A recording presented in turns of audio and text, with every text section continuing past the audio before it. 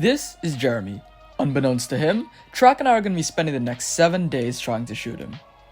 Man, I love this job.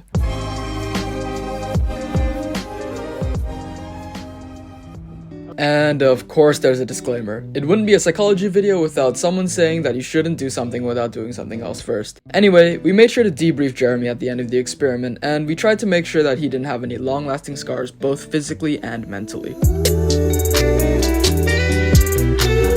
Let's start off with the idea of classical conditioning. The first person to really put the idea of classical conditioning into the realm of psychology is Ivan Pavlov.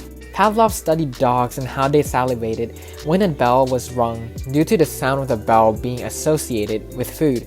At first, he would ring a bell and bring food as the bell was sounded. This would cause the dog to salivate because of the food. Later on, however, Pavlov noticed that the dogs would begin to salivate at the sound of the bell before the food was presented.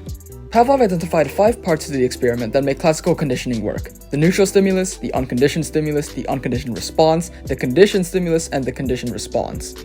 Moving on to the experiment itself, we're going to shoot Jeremy with a Nerf gun after we clap 3 times. The neutral stimulus would be the clapping, which will be followed by the unconditioned stimulus, a small Nerf gun being shot at him. The unconditioned response would be Jeremy flinching, turning around, or something similar. Once we condition him, the clapping would turn from being the neutral stimulus to being the conditioned stimulus, and the conditioned response would be Jeremy flinching, turning around, or something similar. Oh, and for extra fun, whoever shoots Jeremy the most number of times gets 200 baht. So, without further ado, it's the moment you've all been waiting for, the experiment. On tonight's program, ladies and gentlemen, we have something that's going to make you sick.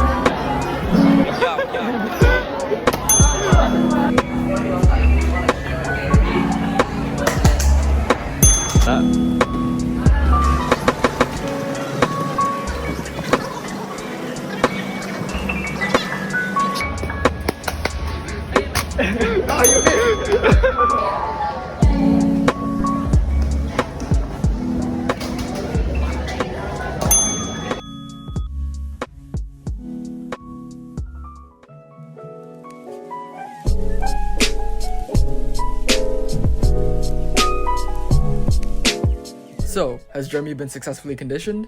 Well, that's hard to say, but here are some things that could have happened along the way. Generalization could have occurred in which Jeremy could have perceived any loud noise or applause as our conditioned stimulus and would therefore exhibit a conditioned response. However, discrimination could have also occurred in which Jeremy could have differentiated between loud noises and applauses and our conditioned stimulus and would only exhibit a conditioned response to our specific conditioned stimulus.